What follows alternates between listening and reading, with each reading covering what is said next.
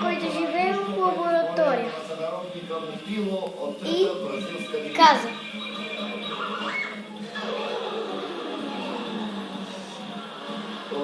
я да се направя по-млад, че сега съм много млад.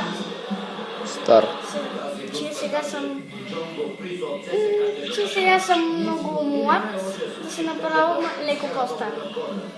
И една сестра, и сестра му дошла, той докато вляза в машината, да го направи малко старичък. Сестрата натисна друго копче и този, който живее в лабораторията, станал много стар и майка им ги викнала за вечеря и той отишъл. Сестра му била по-млада, защото била по-млада от него, тя била детето и дядо. Той бил толкова стар, ама толкова стар, че тя...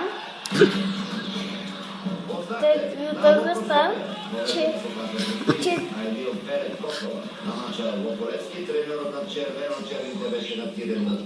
отишъл долу, обаче вече станало време за закуска.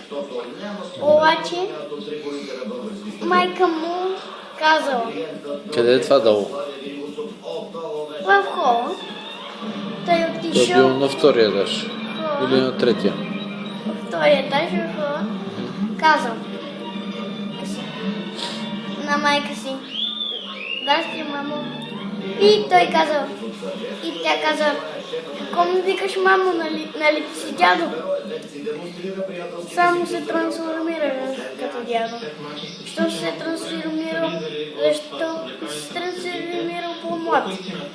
Я ни разкажи вицове, сигурно и ума си превъртял. И той разкаже. Иска да каже: някой станал в чаша и каза, и винаги заекал ч, и после по-бързо каза: чик,